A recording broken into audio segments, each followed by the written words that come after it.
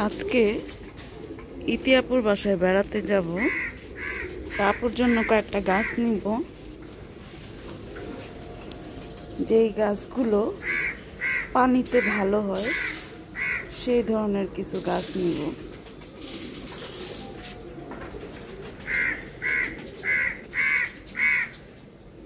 কাকটা ডাকতেছে,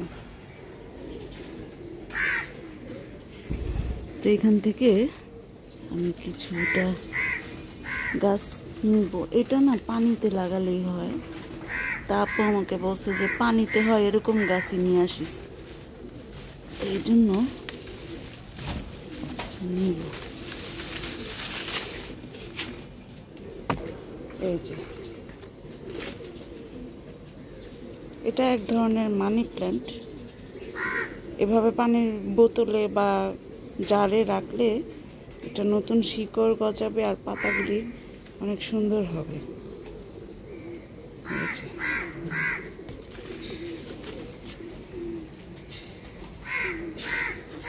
যাব তো অনেক দূরে, যার কারণে একটু বেশি করে নিয়ে যাই।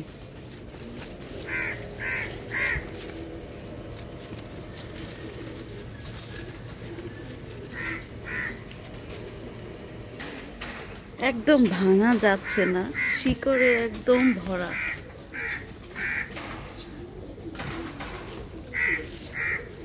তো নিয়েছি দুইটা। জি, এই মানি প্ল্যান্টটাও নিব। এটা না, এই যে জোড়ায় জোড়ায় কেটে কেটে লাগিয়ে দিলে আবার নতুন প্রত্যেকটাই আলাদা গাছ হবে, তো এই জন্য এটা নিয়ে যাই।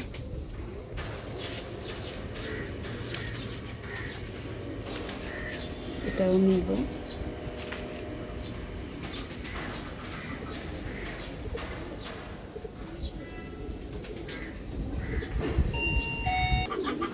এই ফুলের গাছটা, এটা বিদেশি গাছ, এটা হচ্ছে অ্যান্থুরিয়াম।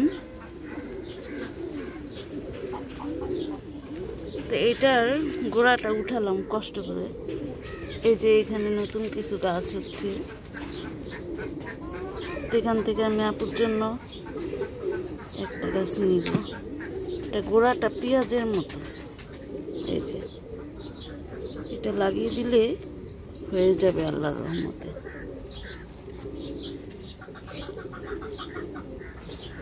একটা থেকেই আস্তে আস্তে আরো বের হবে। এই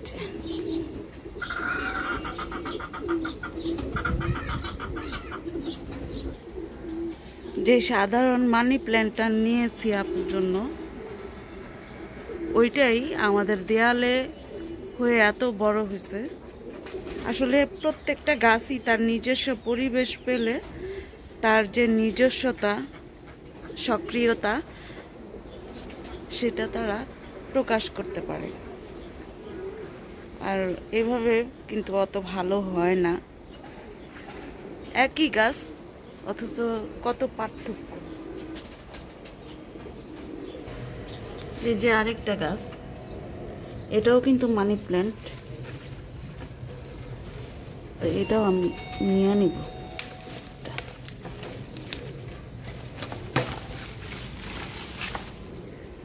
এই যে,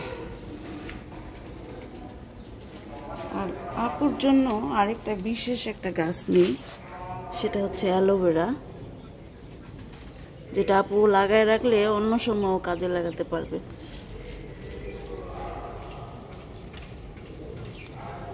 গাছগুলি তো কেমন ভাবে হয়েছে, তোলা যাইতেছে না।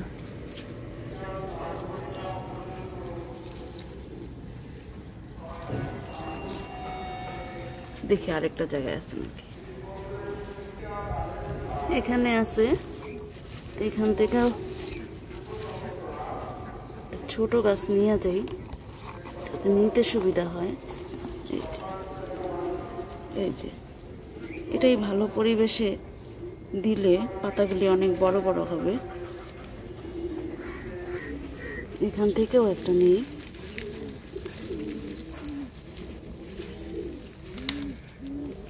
এই যে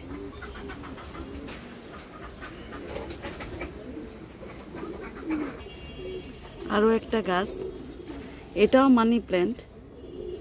এটা আমি জয় স্যারের অফিস রুম থেকে আনছিলাম।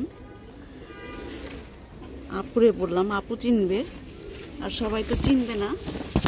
আমার ভার্সিটির স্যারের অফিস রুম থেকে আনছিলাম আমি। এটাও নিয়ে না।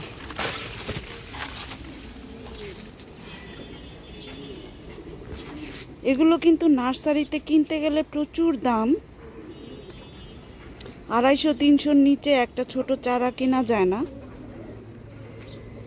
তা আমি যখন এগুলো এনেছি অনেক হয়েছে, আর পাতাগুলো অনেক বড় বড় হয়েছে। এটাও আমি এই সাইডে দিয়েছি যে এই সাইডে দেয়ালটাতে বেয়ে উঠবে, কিন্তু বেয়ে তো উঠতেছে না। তো এটাও দিলাম আপুকে।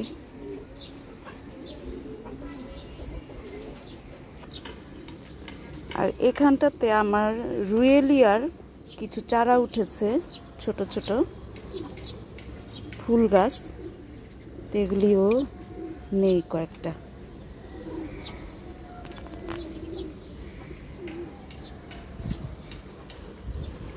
মাটি সহকারেই থাকুক।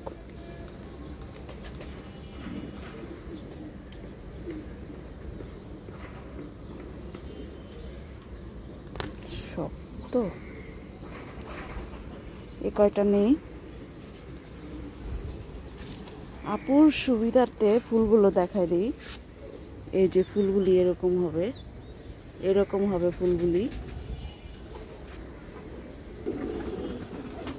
এখন শাক কাটবো, কচু শাক। এখান থেকে শাক কিছুটা আপুর জন্য নিব, আমাদের জন্য নিব।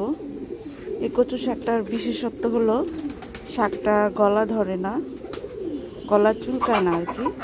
আর এটা মাছ টাছ দিয়েও রান্না করে খাওয়া যায়। এটাও এক ধরনের জংলা কচুর মধ্যেই পড়ে, কিন্তু ভালোই স্বাদ আছে এটা।